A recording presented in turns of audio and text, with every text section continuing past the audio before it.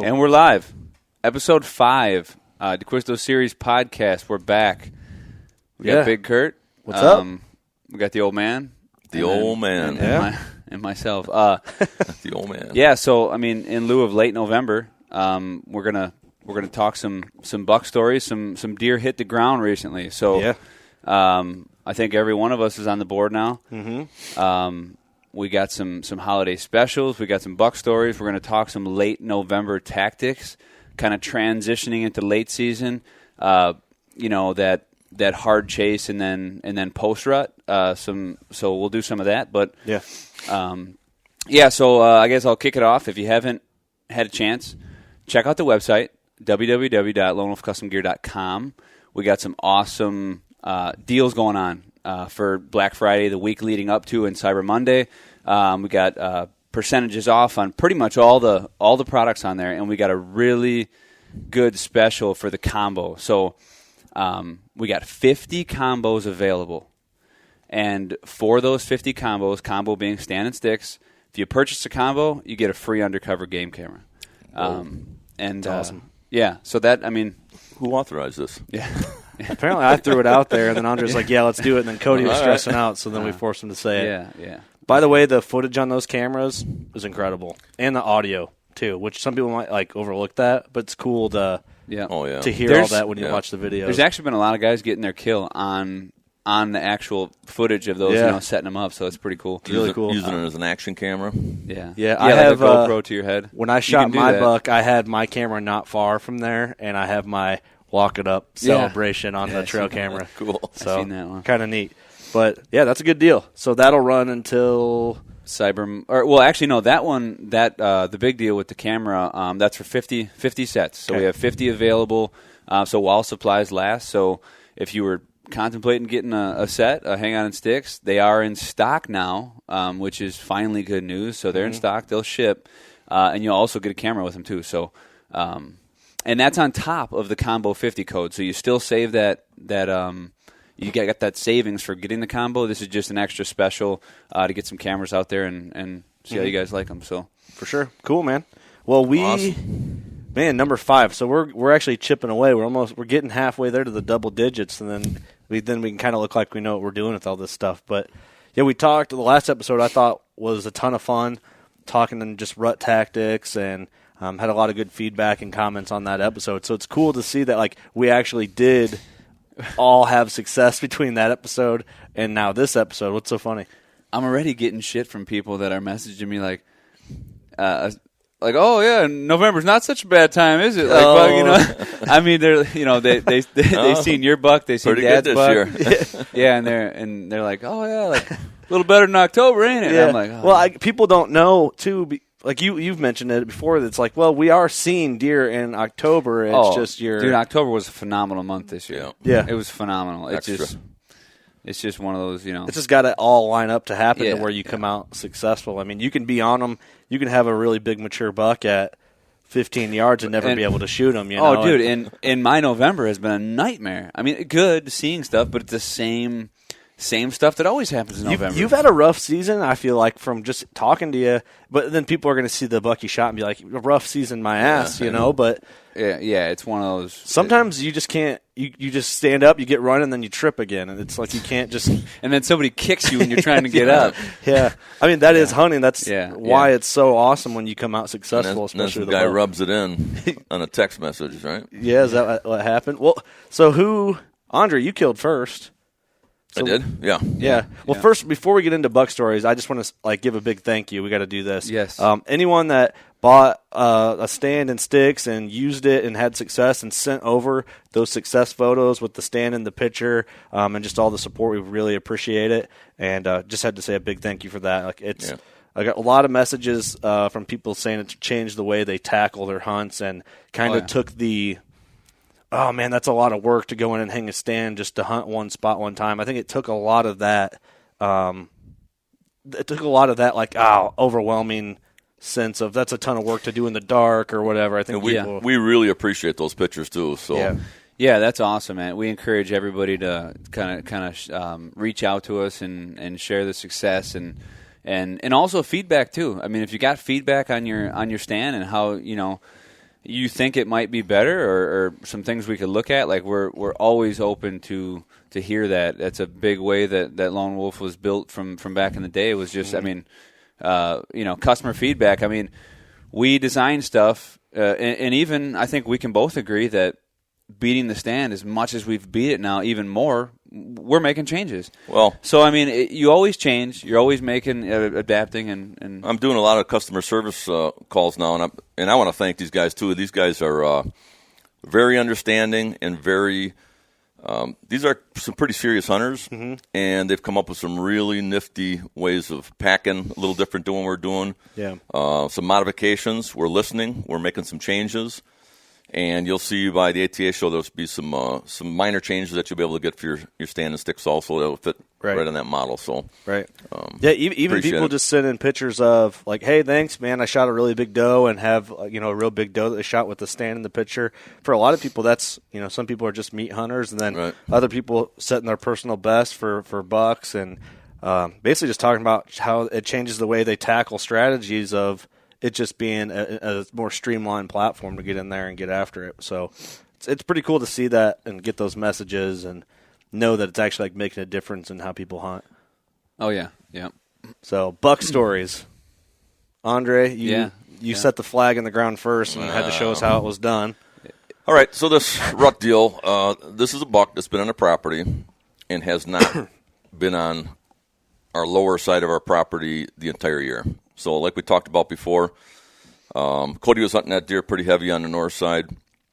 And one day he just happened to say, as a matter of fact, it was the day before, he says, I think that deer is on this side of the road. So it was about that time, So I drop into an area, put up a stand, and some things have changed on there. Normally they take the long way around. Now they're starting to cut across a ravine, making it easier. So all the deer I seen that morning were, and some decent bucks, were busting down low, and I was kind of out of the picture. And lo and behold, they all went through shagging a doe, and a little bit later, coming off the side of the hill, comes this pig. I actually thought it was a different deer I was after. Oh, really?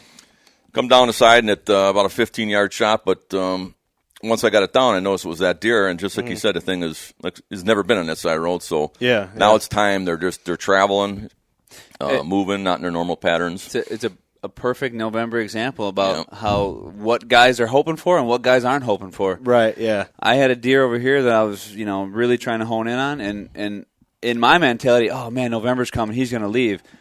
Guy on the other side of the road, oh man, November's coming, something's going to show up. And I mean, it's there you go. It's the way the cookie crumbles. But which is it is a good and a bad thing. I'm a little of both that guy. Like I hope it's cool because it's like the mystery of the rut we talked about in the last episode. Like a brute can just show up that you're like, where the hell did this dude come from? I don't have any, you know what I mean? No history with him, no trail cam pictures, nothing. But so you shot that deer at 15 yards? Yeah. So it's all self-filmed. Got it on video. Got the kill. Got him running by the stand and falling. And again, it's a dandy deer, but we have a ton of video, ton of photos, and none of them down. And as a crow flies, it might be 3/4 of a mile, but sometimes these deer just go, in a certain area and they head the opposite way, and you never see them. But he was definitely out, starting to sniff around, looking for does, and made a mistake of traveling on the wrong side of the road. So you watched him fall and everything right in front of you? That's awesome. That's you can hear the audio of him taking his last gasp. Really? Wow. That's crazy. And he's a big buck. I just went out and saw him in the garage, and obviously seen all the photos. And I mean, if you had to put I guess we don't have to put a number on him, but he's a big boy, like huge beams. Oh, we could put a number on him. I already put a tape to him. Did you? He's 204 3/4. Holy He's got shit. 30.5-inch main beam, a 31-inch main beam, and like 15 inches of non-typical. So damn, 30-inch beams, man. That's a big boy. Just imagine that all that extra inches are just the beams, and he's got decent mass too. So again, nice buck. Not even the targeted deer, but that's your rut buck. Yeah, you'll take that one. Yeah, I'll take it anytime. You can't pass a deer like that. I don't know anybody. I mean, maybe you would in a certain circumstance, but I sure as hell won't. No? I've done it once. Yeah? A 200-incher? Yeah. Yeah, I was forced into doing it. Was that what happened? Yeah. Maybe we'll get into that at a different time. Don't want to talk about it? I don't want to talk Never about do that that again. There's a tear coming out. There's a tear coming out of his eye. Yeah, right? Squeezing I'm fine. Yeah. Well, cool, man. Quick story, but I guess That's all there is to it. Huh? Those are November stories, man. Yeah. Oh shit! I was sitting there. Right. I mean, they're not as. So I mean, I probably down in that draw there. I think a doe that was one of those first does that came in to eat was on the property. They all were just piling. Mm-hmm. So I bumped them at dark on the way in. The doe was probably bedded in there. They all kind of dispersed a little bit. She came through, and then all of a sudden it was just buck after buck after buck just filing through. And they normally come up in the logging road we have there. Mm-hmm. And for some reason this year a trail developed that's across a treacherous little ditch, but it is a shorter point from point A to point B. Yeah. So now that setup, too, has got to be all changed up. It's got to be, because you'll sit there and you'll watch this go on now forever on that spot. So, but it's a, talk about those pinch points. When I say a pinch point, this is a 150-yard bottleneck. So they can get through all there. But over the years of hunting in there, whatever stand you sit in, you can see them just kind of going right through that point at some point. Yeah. So, what date was this? Was it the first, I think? November? No, it was the day after we recorded the last episode. Yeah, so it would have been. I think it was the first. It was the first. It was? Yeah, because it was one of the first couple days. Because Yeah. I remember, Yeah. a lot of bucks dropped that day. Well, what was funny is lot like, of bucks. everybody's seen bucks and Dude, that day, I couldn't believe that. Yeah. I'm going to go out on a limb, and I'd say I keep my finger on the pulse at least a little bit through all the pro staff guys and everybody. November 1st this year was the hottest day of this year by far. Yeah. I mean, I got messages in the stand of 5 people killing. All local guys here too. Yeah. Must have been a hot And right Austin dropped his Chandler. buck. Chandler or killed. Was that the that would have night been before? It was within a few days of that. Oh man, I thought it was that day for So sure. it was close to the last week, October. Well, No, yeah. yeah. I mean, But you're in there. it was a perfect storm. I mean, November 1st was a cold, Well, we had the crystal-clear, change in weather. It high-pressure dropped. day. We had snow right around Halloween. Oh, that was nice. And then I saw so much buck activity. I went out on Halloween night, and it was Throughout the Midwest. It was nuts. It was just wild. So, yeah, I forgot that because you were giving me shit about wanting to get the podcast done when you guys wanted to hunt. So I'm like, well, Andre hates me. And then you guys ran out to hunt. Like, literally, we recorded the podcast, got done. I'm packing shit up. You guys are dressed. As I'm backing out, you guys are running to the stand. Cody was running to hang a stand. Yeah. And I did like a little Instagram story on the Working Class page, and I was like, hey, how fast can you get up in a stand? You're like, fast. Yeah. And I was like, well, how fast? And you're like, ready to hunt and kill something in 6 minutes. And I got a ton of messages on people like, on a future podcast, you got to have him break that down. So we don't have to do it now, but that's an episode that we got to cover. Actually, man, well, it's not that tough when you only got 2 sticks. Well, I've been, and people were surprised to see that you made that comment. Yeah, I've been taking that. Man, I got a lot of cool little definitely things that just developed this season from trying to get it more streamlined, and now even messing with that new ambush platform. Like there's a we can talk about the haters too now because there's a patent's going to be filed, so we don't have to tell about it, but it's coming. So well, I guess this is a good transition. Yeah. I mean, I'm warning as we go through the show right now. I mean, I hunt low. I mean, I think I went through a period where I was trying to get a little higher than I think I always needed to, but I'm weird in my head, and I see situations in a tree that I want to hit. If there's a fork that's 30 feet up, and I tell myself like I need to be in that fork for some fucking reason, I'm in that fork. Like, do I need to be? No, but now I just in the last 3 years, 4 years, hunting super low, and I've always only taken 2 full-length sticks and a couple screw-ins. And I can gap them very far, and I can get high if I need to, but now I'm just – my money zone, if I look at when I've always killed the deer, though, no matter how high I've been, what the setup has been, it's been in between most of the time 8 to 12 feet. Like just, not super high, whatever. They just don't know what's at that height, it seems so, like. They look right on through you. So I'm always a 2-stick guy, right? Yeah. And now we got the compact sticks, we got the fulls. Well, we've been working on an 8er, right? So this is I don't know. Do we want to talk about it, or just talk that we have an 8er? It's coming. Let's tease it, and then we'll get into detail later. It is slicker than shit. You can climb with it, just like it's an additional step. Yeah, you are not gonna have to up and down in the dark like nothing. Worry about this thing on your bottom stick only. You can use it on every stick. It's nice. So now I'm taking 2 of these compact sticks, these little tiny lightweight ones, and I'm only running 2 because I got the 8ers on both of them, and I'm getting like 12, 13 feet if I need to. Otherwise, I'm 11, whatever. Yeah. But so yes, but using those 8ers, whether you're running full sticks, compact, that is going to save so much time because it's less belts. It's less belts you're messing with. It's less weight for sticks. For sure.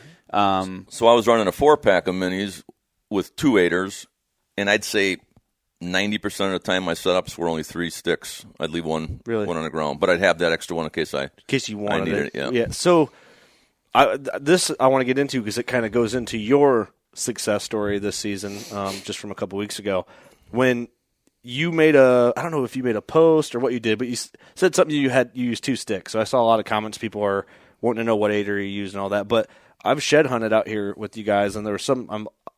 There's one stand set up I remember that you had just like one. I don't know if it's one you leave up, but I remember being like, "Oh shit, that's low." Bump your head on it. Yeah, like it was low. It was really low. Yeah, it was very And you're low. like, "Well, you didn't see it until you were pretty much shot, did you?" And I'm like, "Well, that's a good point because I've always been the guy to do like what you just said. Oh, there's a split. I want to get up there, and that's where I'm going for. I'm a 4-stick guy, and I'm trying to change how I'm routed. I'm 4 sticks no matter find what. them forks in that cover just a little lower. And that's where like my process is. Okay, every time I'm picking out a tree, or when I find a spot, there's a right tree.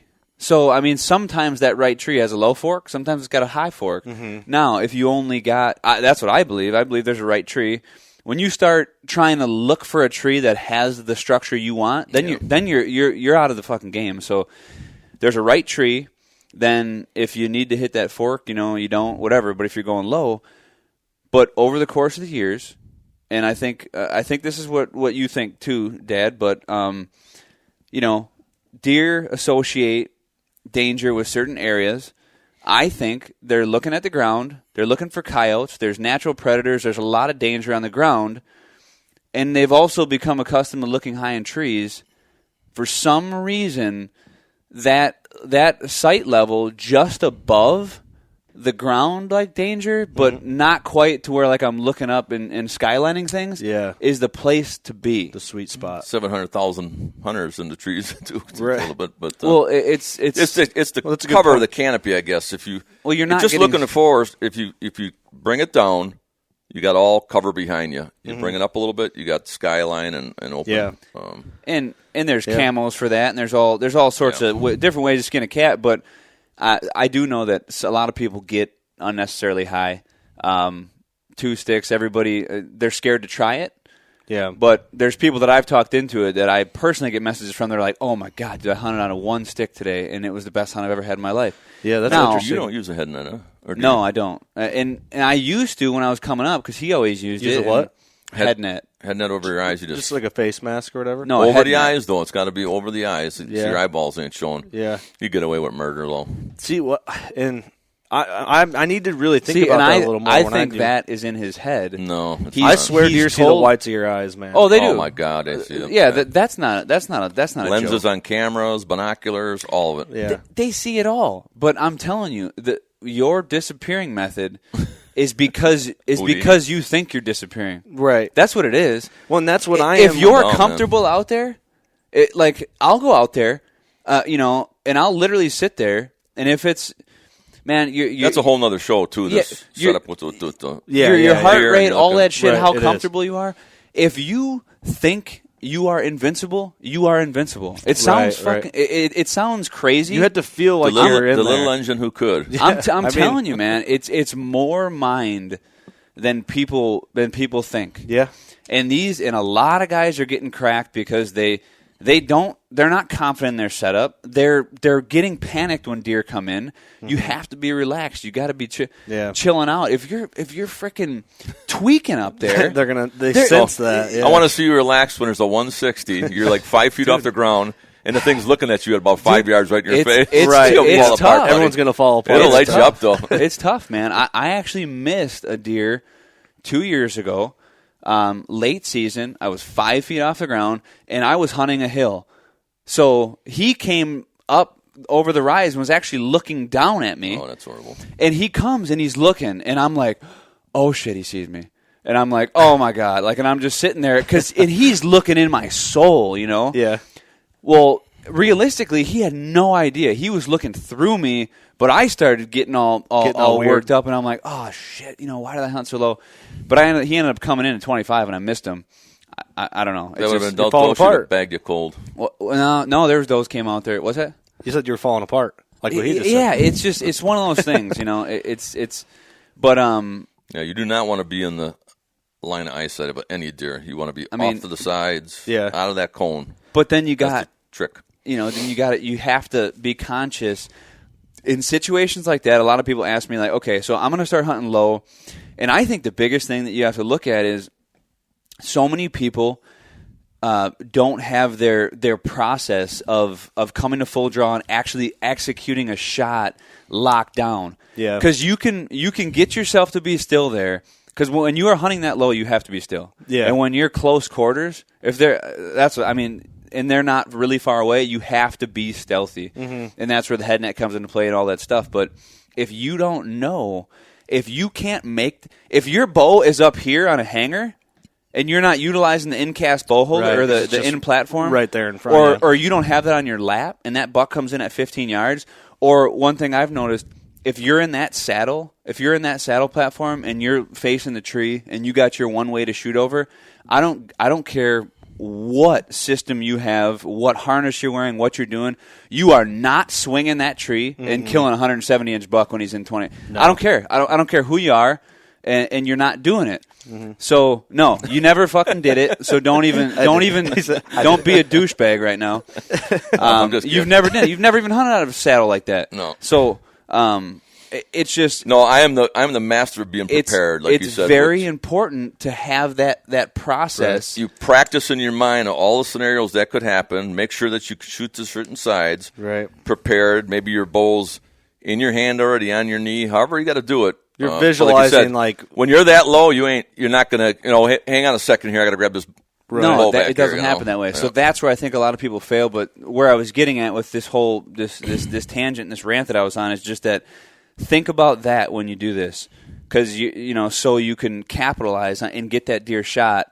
Think about littlest movement possible from when you see that deer, where you're going to shoot him.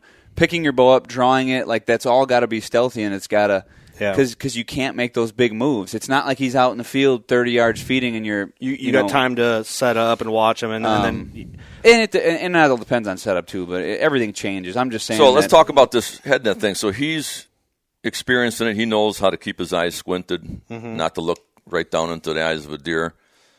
If you don't, you can get a simple shoot-through mask. Get used to using it. You can even shoot through it if you want, or just leave it down when deer are there you don't want to shoot, or there's a situation where there's a lot of them around you, and when it comes time to shoot, you can slip that thing up and get it out of there, but then you're not, white face, eyeballs, something looking at you. You've seen those look at you at 150 yards through the woods and look right at you. Yep. So, and you can still get busted that way, but I use a neck gaiter or whatever, and I use it pulled up and then my beanie pulled down, and then it's up until I'm about to shoot. Like I had my buck I shot last year, I was at full draw and then pulled it down at full draw, then shot him.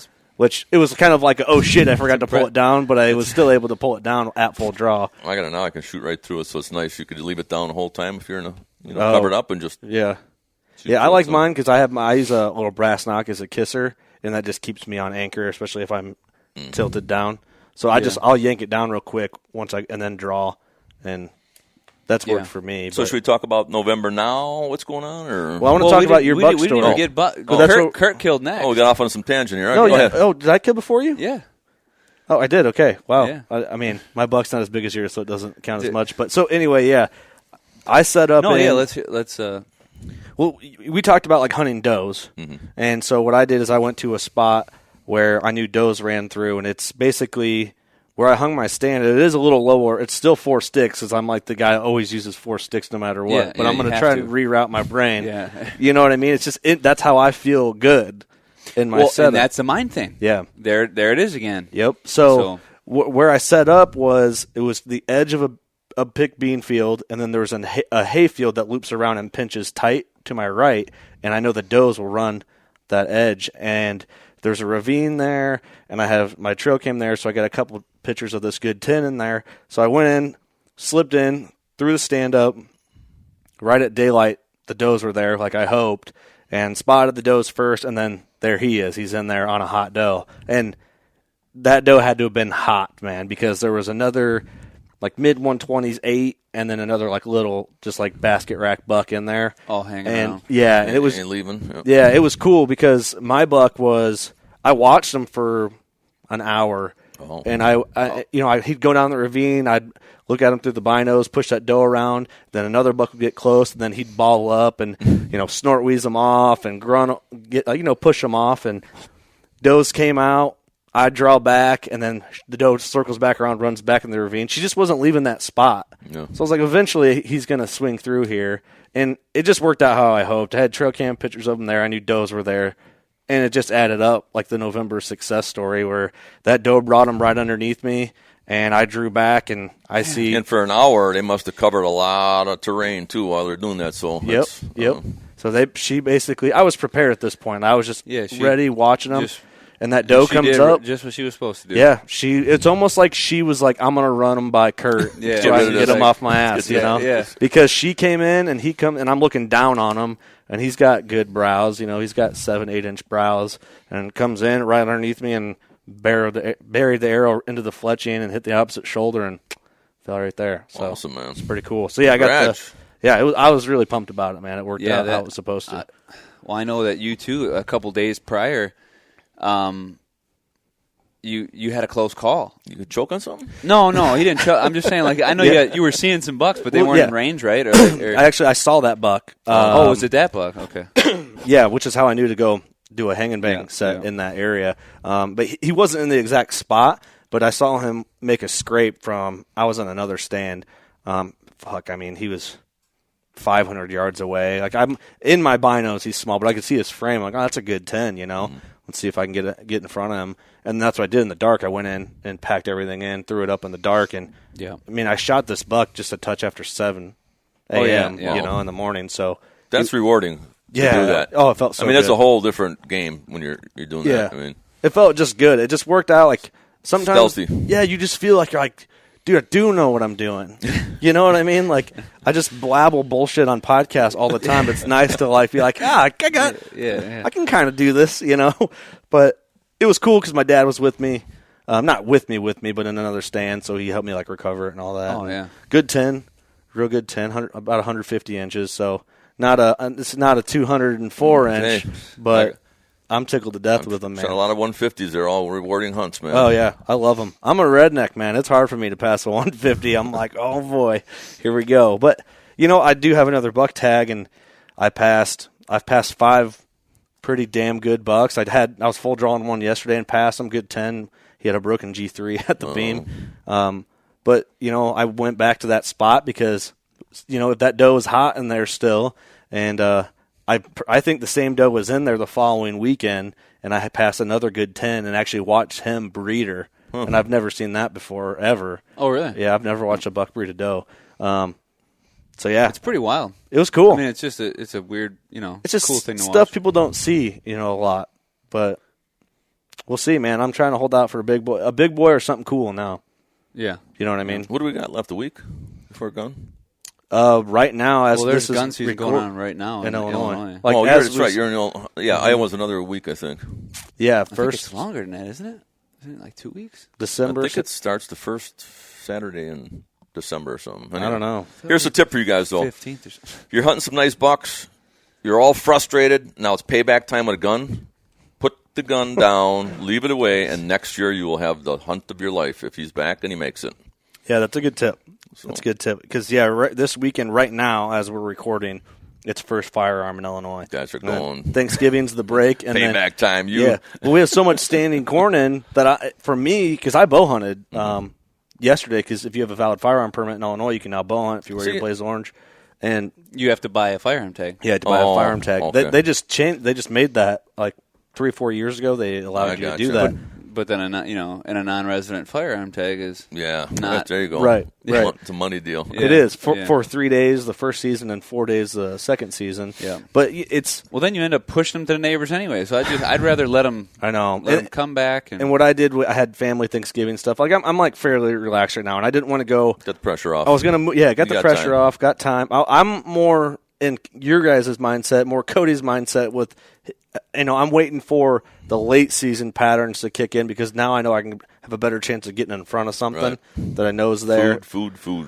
But I hunted yesterday morning. Then we had some family Thanksgiving stuff to do. But I was going to get down and move a camera and do all this stuff. I'm like, well, no, don't do any of that because don't push them out of there. You're going to help the guy on the neighboring property.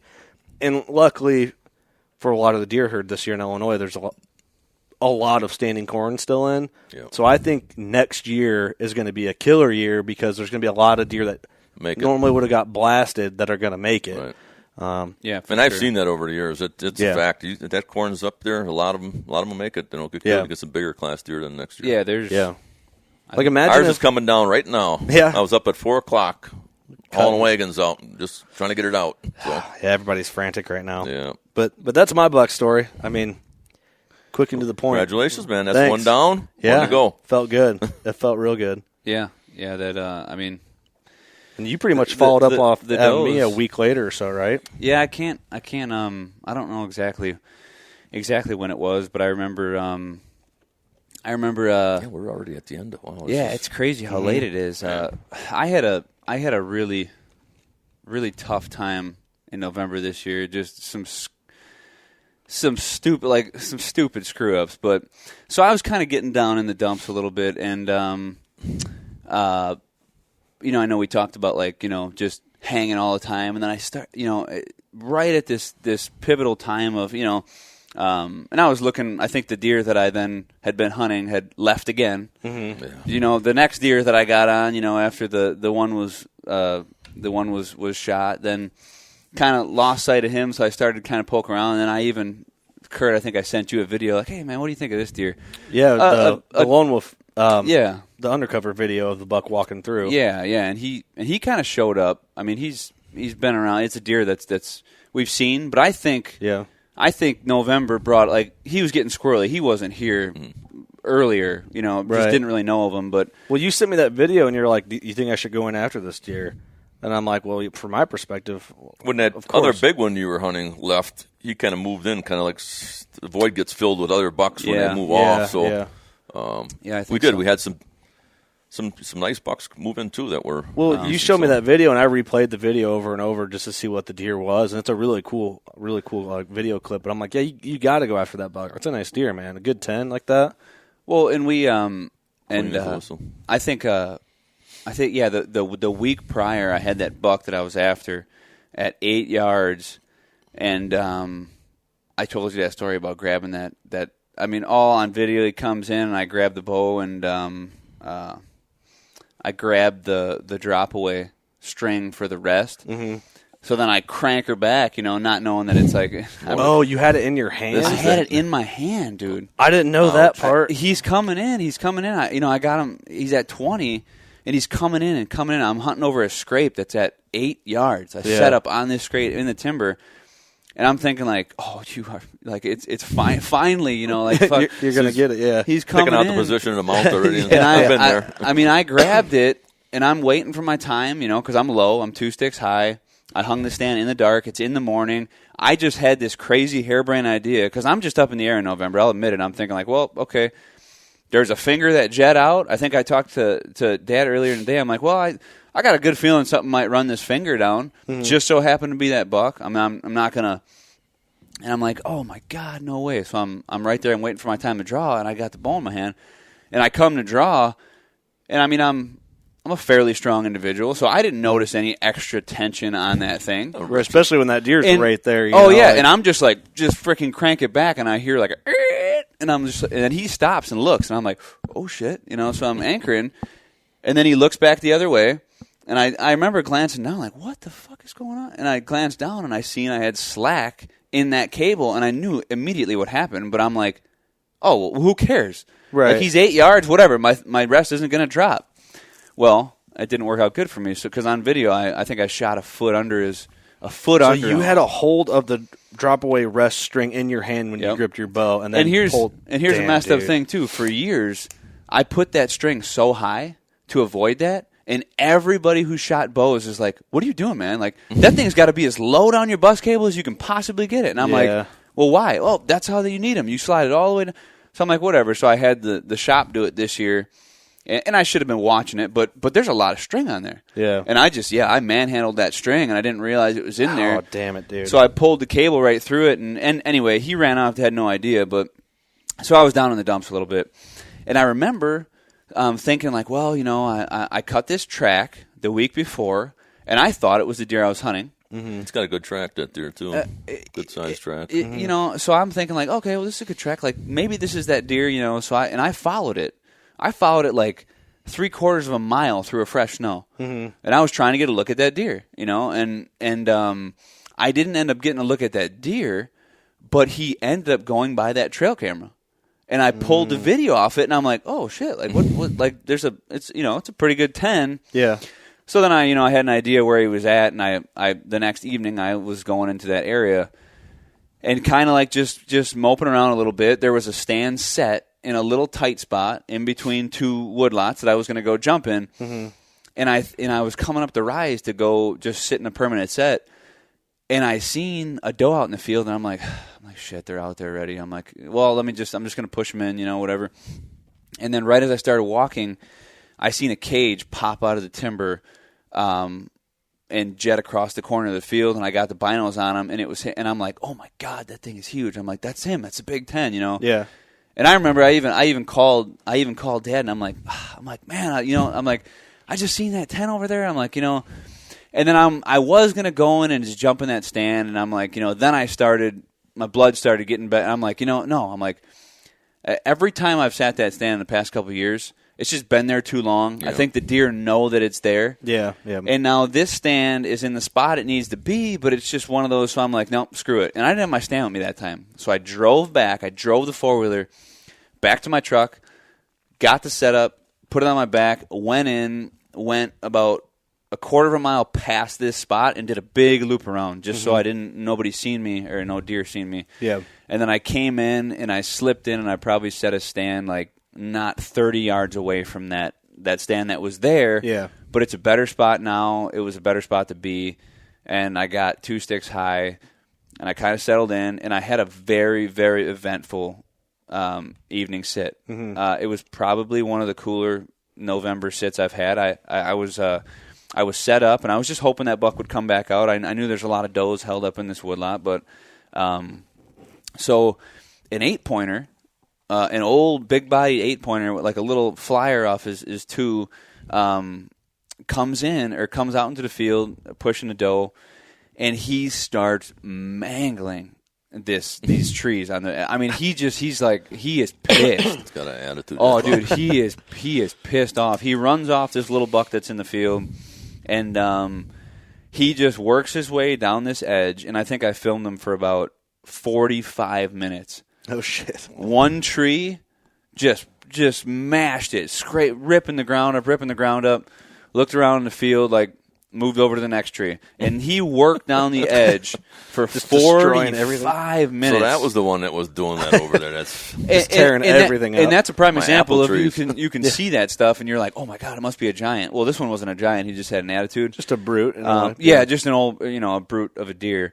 But anyway, so I'm thinking to myself like, oh, this noise, this commotion, everything, it's just awesome, It's a live decoy there, And then a couple does funnel in from behind me, and he crosses the field, comes over at about 15 yards, and I film him, and he starts pushing these does around, and he starts grunting, and he's really really after these does hard. So I'm like, okay, it was just a matter of time. Yeah. And sure as shit, I see, I look over my left shoulder and I see this 10 just trucking it across the field, like, oh shit, I'm getting in on this. Right. And he's just trucking, and I'm like, oh man, and he lays out perfect. He just looked awesome. Yeah. And he's running in, and he checks that deer so hard, and he's like, get out of here right the hell now. And that deer kind of postured up a second, and I'm like, oh my God, it's going to be a battle. Like, this is just going to be awesome, And at this point in time, I like to sit in my stand. I like to be set, and have everything planned out. Well, there's no plan for this time of year. Mm-hmm. This 10 is literally standing right behind me at 4 yards. Oh, shit. Behind the tree. Right. Behind the tree, and then the 8 is in front of me, and the does are pinned down. They're all tinkering on the border of my wind. He's about 8 feet off the ground, too. Right, so. which is even more in the mix of shit. And my wind is going, and I'm like this, and I got my camera, and I got my bow, and I'm ready to shoot, but I can't hit him. And I'm like, and just the way my November's going, I'm like, this sucker is so close to me, and he is going to bail off this way. And I'm like, and I'm just sitting there. So anyway, then these does are getting a little squirrely. He pushes him around. This 8-pointer knows his distance. He actually breeds one of these does, and they never fought. But that 8 recognized his place and kind of stayed out. And I'm thinking and I've had it happen too, where I was in November. I've had a tank breed a doe 25 yards from me in the timber, and then after they were done with their business, she walks by me, and he turns around and freaking walks. It's literally happened. And I'm thinking to myself, like, got bad luck. I'm like, it's going to happen again. He's going to leave now that he's done. Yeah. Well, there was 3 other does, and then he kind of kicks her aside and starts pushing the other ones, and she squirts right out. The 8 is almost like a blocker for her. Mm-hmm. So she runs back the other angle. He comes right around the tree and gives me like a 12-yard shot. And I buried it over one shoulder, and then the next one too, and he just dropped. Like you right shot him in the neck with a gun. No shit. Oh, yeah. I mean, it was just, he was completely, and it wasn't a spine shot. It was like, I think through like that. I think you hit that nerve in there with that chest. Because I was so close to him, and it went right through like the top, straight through in the other, and he just was like. Stiffed up and rolled them up. Spine kind of drops down there. That's awesome. I mean, so, and then he dropped right there. And then another thing, too, I wanted to plug. I mean, obviously, so with Dad's kill, this kill, a lot of the other staff members, too, we're all these videos, all these full stories of these hunts will be on Whitetail Addictions on our YouTube page, on the Lone Wolf Custom Gear YouTube page. So if you ever were into Whitetail Addictions before years ago and liked the show, you can find it again. It's on our YouTube page. And if you're new to it, it's just, our staff, guys who have, always been members, who are getting it done, who are average Joes. Yeah, living in different walks of life. It's a pretty cool show to watch. So, but yeah, that was him, and he was down, and now I'm just, I'm hoping that, like you said, late season, I'm hoping that deer those deer will be back. They just, they disappear. Yeah, I'm hoping 2 or 3 weeks, and they'll be back. Yeah, I'm excited for that. As much as I do love the rut hunting, like I'm excited to use this setup to get in front of a deer that, because that's part of the fun of it too. Is like the build up to the moment. So if you can find one, work on getting in front of them, and then make it happen. It's like really cool. But I mean, kind of like what my hunt was, but you did it. Yeah, that was it right there in a nutshell. But this is. I guess it just feels more like classic, like late season. Yeah. Find where he's coming out to feed, move in, get after it. Yeah, and set up clean and and that's kind of like, I mean, coming off of that, we can transition into some, I mean, right now it's late November. We can talk about some tactics. Still got a week. So a week of before gun comes in. Right. Up here, so you can not bow hunt during that? No bow hunting during gun season. Now, late season muzzleloader you can. Bow doesn't open back up till I think the 21st. It's a long. It is a long break. It's a big break. But the nice thing is your guys' gun season's not in the rut. Yeah. No. I mean, it's it's not far off of it. Here's the worst part though. Iowa, the ag capital, it's almost just as bad because even late season, and I mean if you got food, right? Yeah, I don't know. It's there's my perspective's a little different because after the first firearm season in Illinois, it just it's only 3 days the first season, but it gets hammered so hard that the deer hunting just changes. So late, especially after the second firearm season comes in, it really changes things for like guys that hunt average ground like myself. It's like those deer have just been pounded down to death. Yeah. That a lot of them aren't going to be messing around until like right before dark. You know, they've just been so pressured. And and then when that cold comes in, then they almost got to get up and you just hope that they're not pressured to death that hard. Where I guess for Iowa would be, and there's probably a ton of people that are going to disagree with this or not, but it's like they haven't been pressured as hard as like Illinois deer have. So then they're coming out to feed. And that might have been where you were going. They're more predictable for your guys' gun season than I know a lot of giants die in Iowa every year, you know, from ground blinds with muzzleloaders late year because these deer have no choice. It gets frigid, and they're coming out to these food sources, and you know, guys reach out and touch them with the muzzleloaders, and it's a little harder to get on them with the bow, but I know that that's a detrimental time. You got to stay low at that time for sure. I'm going to try that, man. I'm going to try and find... The later in season, the lower you got. I mean, you just got it. I'm going to go for that, I think. I'm going to find, ideally, find a nice pine or a cedar to tuck in real low. One that's just warm for you to sit in, and then that's how I'll probably start my low hunting comfort zone. I get that confidence built I'd up, go find a little tree like this out in the middle of nowhere with no other trees and just get in that thing at about 5 feet. Mm-hmm. And just see what happens, huh? Standing out there like, fuck you, Andre. there's a pine right there. I'm like, where's he going with this? I'm like, just get it. I'm going to tell you, man. Just test here. That deer would not, he's going to look at you like, nah, ain't nobody that dumb to be out here. So, I mean, honestly, you probably can't be. I've done it. I don't know. That can't be Kurt. That I don't know. That's kind of fun though, like trying new things. They don't know. I'm telling you, they don't have a clue until you.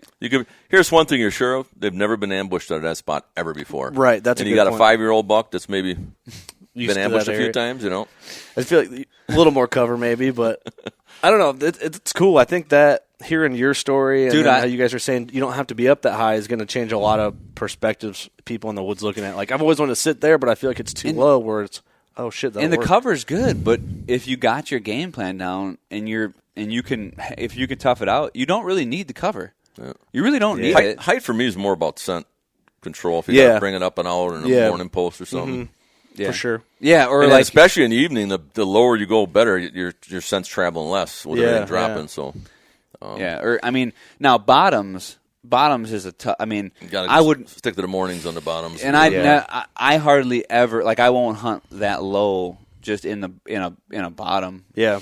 Well, I mean, hell, there's a spot not far from where I shot my deer that it's kind of it's on like a hillside, but there's a ravine and a low spot down that kind of lends down to like a little like a CRP field type setup. And I got in it the other day with my wind checker.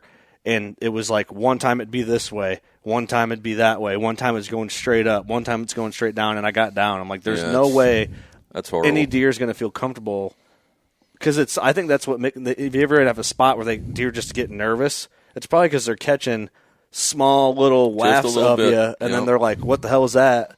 So I don't know. Yeah, right. A lot of times you'll see them even cool out, and then they'll get weird, like because it's anytime like that a wind, nice big 5-mile-an-hour draft coming, just pulling your scent right up keeps and you out. consistent in one spot. It's funny too because the spot that I even was hunting where I killed that buck, that's a tough spot. It is a very tough spot. Now I know it's not so tough where you were at, but that's what I'm saying. That original stand. Well, here's what happens: that I was just about the to wind's in the that. right. Okay, wind's in the right direction. I'm going to take over here, and all of a sudden, the evening post. The bottoms are filling up, and once they fill up with all that air, they start spilling over and spilling back, and you'll just get at prime time a draft that'll just come up and out of roll, and them damn deer just get you there. It's the worst, and that was one of the biggest things I left out of the story. You know, not only is that spot been there, and it's just kind of your skyline and whatever, but there is. You would never think it in a million years, or at least I would never until I've been in there and felt that gust on my neck, and I'm weird. Like, what the? Yeah. And you'll have a solid like northwest wind, like, and you're thinking, and you're high, you're on the top, you're big not spillover. It's so weird because like there's some sort of wave effect, but I don't know. That one. Yeah.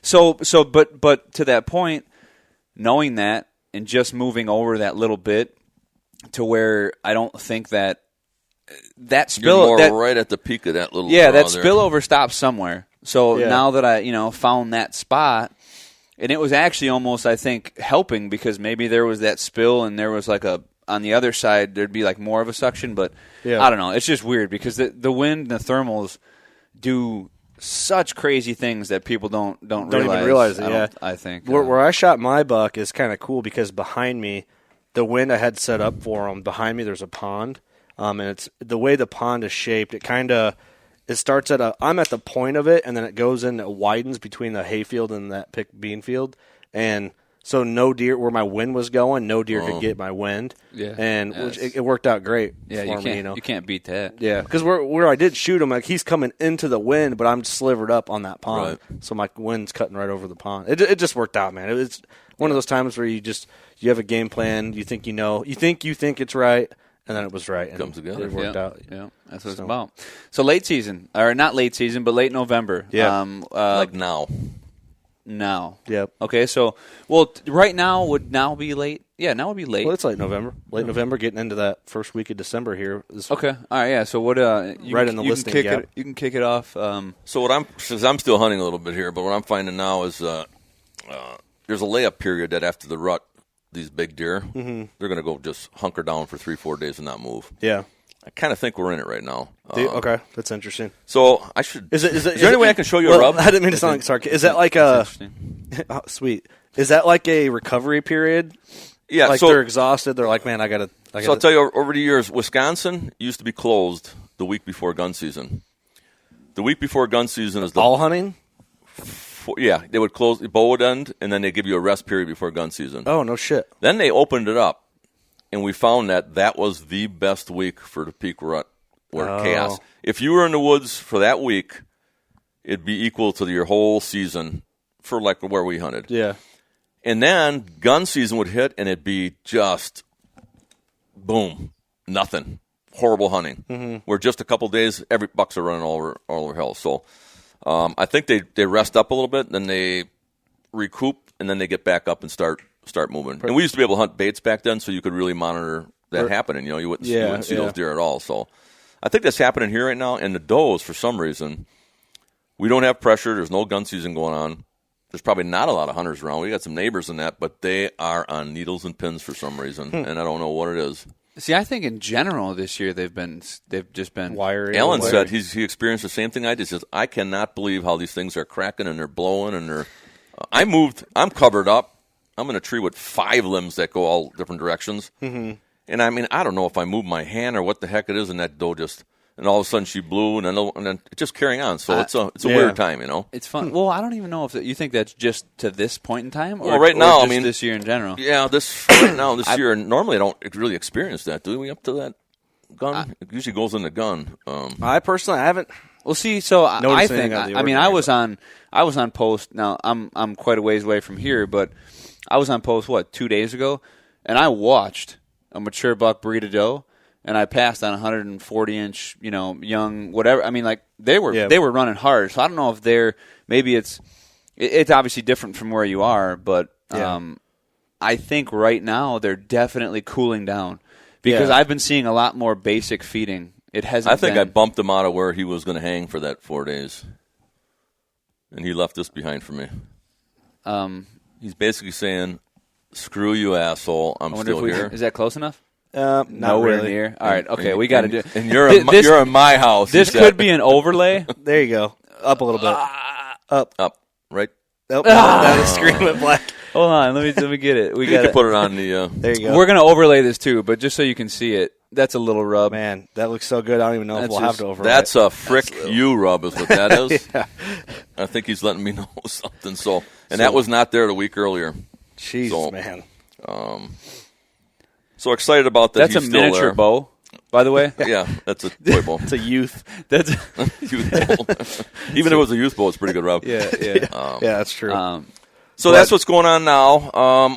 Do you think so that it's kind of like their rest down period? So basically, we're coming into the first week of December, real hot. Yeah, they're going to start. They're going to get up and I'll start hitting these food plots, I think. And I was going to do tonight if we get out here is get on it just to start Do you think there's going to be another? What's your opinion on those late roamers? Everybody always talks about those Thanksgiving being the magical time for these giant bucks to be late roaming. I've seen that. I mean, I've killed some of them deer at this time too. It's been a funny year. Well, that's what I'm getting. So we're talking in general now for people hunting. What is your? I mean, do you think saying that they're locked up really isn't giving the listeners anything to? I mean, they're not locked up at a door. I think they're resting up. So. My game plan now, and I'm switching on over to, is I'm going to food sources right now. Food. Really? And then there will be some, your ones that got missed and your yearlings coming in around Christmas time. So there'll be a little of that rut action, but that's pretty much it's not like November rut like some people make it out to be. And some of these younger, go ahead. No, yeah. Some of these younger bucks coming in, they'll still be acting a little bit, still be snuffing around, chasing does and stuff. But I'm gonna change up and I'm gonna start hitting these food plots. Percentage wise, that the more you have better odds going for food. We got corn that's coming down now, so now we can see where we're all coming out to feed. Okay, so I do want to bring that up because normally on a normal season, normal year, crops have been out for a few weeks at this point, and the majority I feel of standing corn in most guys' areas in the Midwest is still in. Mm-hmm. I know where I hunt, the corn's still in, which is like. That's going to hopefully make for bigger deer next year surviving the gun season. Do you think that the late season hunting will be better this year because the crop got out later? If they cut that corn late season, it's going to be a bloodbath. That's what I thought too. It's just big bait piles everywhere for all these deer to come out. And if you run in a case combine, all your losses. I was just looking at that. And I said, man, I don't even know I'm leaving a food plot in. This whole property's a food plot right now. There's corn laying all over the place. So. I mean, can you fix that header shell problem you got there, buddy? I was talking to. If it was a deer, I might be able to help you out. But. I was talking to Stash Doug, about that too. I'm thinking, man, if the best thing that would happen right now, worse for the farmers, but if these crops got locked up till spring, because many deer would just flourish and live. But I hope it kind of. I mean, I don't want to put any farmers out on any money, but at the same time, if I wanted to concentrate I would go disc all my cut stuff right now and get all that. Oh yeah, and just leave the food plot standing. But I like to have. I want these deer to be chisel plow it all, not leave them nothing but the standing corn, or a green field, Yeah. So I think it can help and hurt, but. I mean, you just don't want them fields getting cut when everybody's out there with guns just planting. No, you don't. But I was joking about the loss thing because everybody has some percentage of loss no matter what combine you run. Yeah, well, it's the red. But it's you should see the beans out here. Left probably 10 bushel an acre on that. They just didn't cut low enough. And really? It's just a nightmare. So picking that later and that crop's on the ground. Whereas if it was picked 3 weeks ago, and this is I might be full of shit, but I feel like the deer maybe eat more of that crop that's on the ground, and then now it's fresher. Oh, so it's going to make for your better even on the cut fields. Yeah, it's easy. I don't know if that makes sense. The deer loves they like to eat kernel at a time instead of chewing off the cob. So I don't know, man. I think late season's going to be fun this year because of the crop circumstance in general. I think it's going to make for some it made early pretty wild, but. Mm-hmm. I think in general you can't go wrong. I think the best November hunting that I've had would probably be around Thanksgiving, just because I feel like maybe it's to what you were saying, it's right after this sort of resting period, but a buck is just getting out there and wanting to get something in his stomach, he's been running hard. He's been. There's still an opportunity to breed if he finds it. I think they I've seen some good ones come out. They're hitting food sources regularly. They may, I think they got their wits about them, and if something's ready, they'll go after it. But I think in general, they're getting sort of gravitating back to a pattern. I think in a rut they don't eat a lot, so I think it takes a little bit of a time to get back in the motion. I'm really looking forward to it. I'll be out hunting for a Black Friday special on a buck on Black Friday. I'm really gonna go after it. Boom. Let's see if they got discounted rates on 170s or something somewhere. It's a free day off for the working class guy. Yeah. My wife and all the girls are going to be out doing shopping stuff, and I'm going to be buck shopping. So that's honestly a good time. You be in the same farm that you shot the one on, or that's my plan. Yep, I'm going to go out there and try and get in front of another buck. I think that can be an overlooked day for a lot of working class people for hunting. If your wife and kids or husband and kids or whoever you are, it's a good time to get out there. Just because it's a holiday weekend you want to watch fucking football, I think you should be probably hunting instead if you haven't got a buck down, or if that's like where you put your goals. It's an awesome still a time. great weekend. It's an awesome time. Yeah, Any day, every day. Yeah, but it's free time off for a lot of guys too, and so I think I can tell by how quiet Cody got that he wants to wrap this episode up. He said what he needs to say. we can keep going, like, man. no. We can. I think we. I think did we good. talk enough about this time of year, or I guess it's. We really didn't talk any about this time of year, but you guys got into some kinda. Get off on those tangents on. You're the one. Hey, let's talk about late November tactics. Well, I think they're Well, held up. That's all there is. I think they're held up. Period. Make sure you guys get it. Well, that's about it right now for me. It's pointless going out. And when they are, here's the tip: when they are held up and they ain't moving, go bump them up and get them under feet and get them moving. Yeah, go bump them to the gun hunters who are on the neighboring property. Yep. And that's a week away, and that'll be good. Okay, so I guess there's really not a ton to cover right now besides some of that. But so if there is something you want to go into detail on, we sure can. No, like I said, I would just think. Are we all on record that we hate the rut, or I do? How about you? I don't hate it. I absolutely hate this time of year. I don't hate it. I enjoy it. There's just no patterning right now. I enjoy the randomness. Okay. Like going back, like I think we might have said in the last episode. This like is the coming mystique from a of it. guy who got some randomness and I don't. has got a 204 inch deer now. My random 200 incher. Gross. No. I agree. I would say that, man. It sucks because there's just I don't know. Yeah. You guys want to? I want to. All you deer out there, come home. Yeah, please. Yeah. Come home. I get why you guys hate it. Like, I completely understand it, but I like the chaos is nice between early season and late season. It's kind of fun. This year though, I really didn't even like the chaos. I had a couple. Well, I've just been depressed because of the. Because when the big moved in, all really tiny stuff, or when they moved out, the really tiny stuff moved in. It was kind of horrible. I've been seeing more. I got a quick little anecdote from the woodlot the other day. So everybody's heard of buck tend to doe, right? Mm-hmm. That constant, constant. So it's foggy out.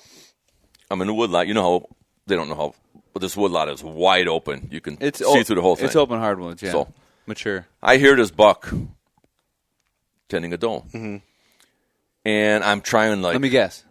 It's a doe. No, no, it was a buck. But this went on, and I've never heard this ever before. For an hour and a half straight, that deer had that low groan, and then occasionally it'll go, and like push her a little bit. Yeah. And I could hear this, and I'm like, it's so close, like I have to be able to see this. So I'm looking, and it's all over the woodlot, and it's going further away and then closer, and then finally I get a glimpse of the doe come out. Mm-hmm. And then I hear a couple of little snort wheezes. So now it's like I'm thinking, and now I got it in my mind, right? Yeah. 300-inch buck with some sub 170s around and 300. So this doe, she finally shows, and then I finally get a glimpse of this worthless 9-point that I just wanted to kill just for keeping me in suspense that long. But he was with her, tending her. Matter of fact, I got a little footage once I could see him, and he was breeding her. So there was a doe in heat, and I cannot believe that another buck from somewhere didn't hear it or something. Well, that tells me there was no other big deer in the area. Yeah. So it was like I just dumped that woodlot and went and so let me. On the other side of property. Speaking of that, like when the morning I shot my buck, the way my buck acted, he acted like he was the biggest shit around. Like pushed off the other deer with snort wheezing and all that. In my head, that's not good. I was thinking like he's the biggest deer for a while in this area because of how just aggressive and in your face he was to the other deer. And so I thought, Illinois, I don't think so. Well, in that area, he thought he was. Yeah, you know what I'm saying? Yeah. Like, Probably. Because I would think if there was a bigger buck that was a little more mature and maybe had 20 inches on him, would he not have done that? See, here's the thing. Here's the thing. They don't. Deer don't know how big their racks are. Right. It's all temperament. Yeah, it's temperament. Age class. There are little fucking sawed off guys like myself who are I mean, just like Napoleon complex. Like, just hellfire type people. Would have been like that 8-point you talked about, shredding everything up. It's like, you had one with blood on the tines come out this year. Yeah? Oh man, that deer. So real quick, I seen he's actually a deer that I passed up. He's a really cool, super heavy old deer, wide, big brows. Yeah. and short tine, like kind of, but set heavy. Set of brows walking through the woods. Yeah, Really? yeah. So actually, I got a picture of that sucker too. Maybe we can do a little close up on there. Yeah, do the old school overlay. We don't have to touch this footage in post.